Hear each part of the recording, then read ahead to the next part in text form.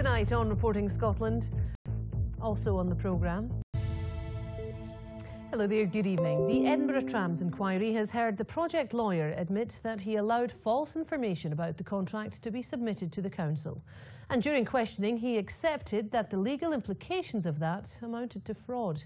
Morag Kinnebra reports.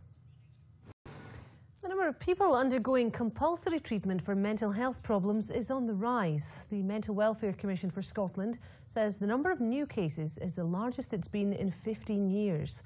There are concerns so-called legal highs could in part explain the rise in mental health crises. Here's our health and social care correspondent Shelley Joffrey.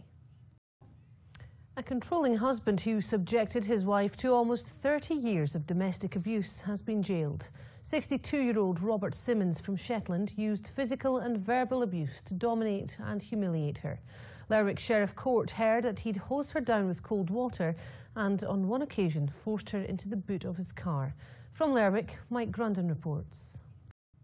A Stirling man accused of public indecency in Dubai has been sentenced to a month in prison for drinking alcohol in the country and making a rude gesture. Now, the Prime Minister has told MPs the UK will leave the Commons fisheries policy when it leaves the EU in 2019. But questions have been raised about what would happen in any transition period after Brexit. Theresa May told MPs the controversial fishing agreement will cease, but any arrangements during a transition period will have to be negotiated. Over now to our political correspondent, Nick Eardley. Nick. A community energy project say they could potentially work with the Scottish Government to develop a new publicly owned power company.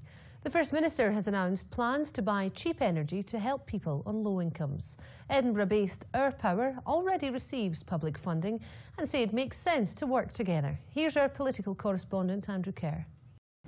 You're watching BBC Reporting Scotland. It's 18 minutes to 7. A reminder of tonight's top stories.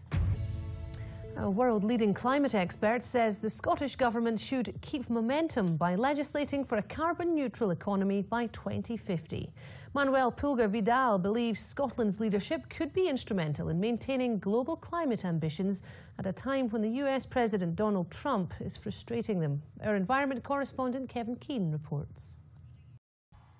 A Celtic fan who invaded the pitch and assaulted a player has been ordered to carry out 160 hours of unpaid work. John Hatton from Portadown attacked Kylian Mbappe at Celtic Park during the team's 5-0 defeat to Paris Saint-Germain in the Champions League last month. Aileen Clark was in court. The former Scotland manager Craig Brown says the national side's unbeaten run this year should mean Gordon Strachan keeps his job. A board meeting at Hampden tomorrow could decide that one way or the other, following the side's latest failure to qualify for a major tournament.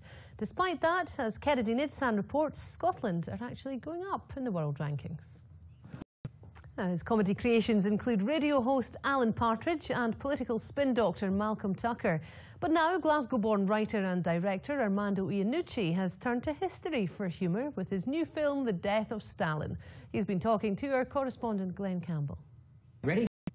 Well, time now to cross over to the weather map and get the forecast from Cossar. Thank you, Catriona.